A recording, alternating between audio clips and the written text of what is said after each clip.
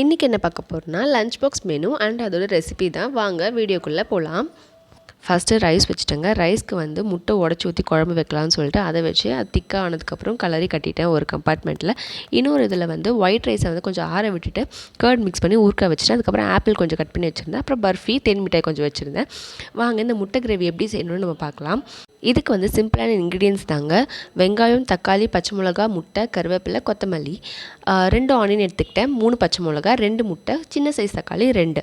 Masala items பார்த்திங்கன்னா குழம்பு மிளகாய்த்தூள், தனியாத்தூள், கல்லுப்பு, ரெட் சில்லி பவுடர், மஞ்சத்தூள், புளி கரைச்சல். புளி வந்து சின்ன சைஸ் புளி தாங்க எடுத்துக்கணும். நம்ம எடுத்து வச்சுருக்க வெங்காயம், தக்காளி, பச்சை மிளகாலாம் கட் பண்ணிக்கணும். மிளகா மட்டும் நீட்டு வாக்கில் கட் பண்ணி வச்சுக்கோங்க. புளியும் வந்து முன்னாடியே கரைச்சி வச்சுருங்க. ஒரு கடாயை எடுத்து 2 டேபிள் ஸ்பூன் எண்ணெய் விட்டுட்டு கடுகு போட்டுக்கோங்க.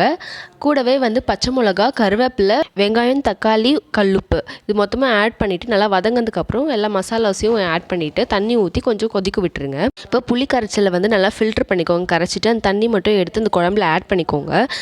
இது நல்லா பாயில் ஆகணும். நல்லா அந்த பச்சை ஸ்மெல்லாம் போனதுக்கப்புறம் முட்டையை எடுத்து உடச்சி ஊற்றிக்கோங்க. உடச்சி ஊற்றும் போது ஒரே ஒரு விஷயம் தான் ஞாபகம் வச்சுக்கணும். தப்பி தவறி கூட கலரிடக்கூடாது. அப்படி கலரிட்டோன்னா குழம்பு ஃபுல்லாக ஸ்ப்ரெட் ஆகிடும். நல்லா கொதிக்க விட்டுருங்க. அவ்வளோதாங்க. கொத்தமல்லி ஆட் பண்ணிட்டு நம்ம குழம்பு ரெடி. உடச்சி ஊற்றின முட்டை குழம்பு.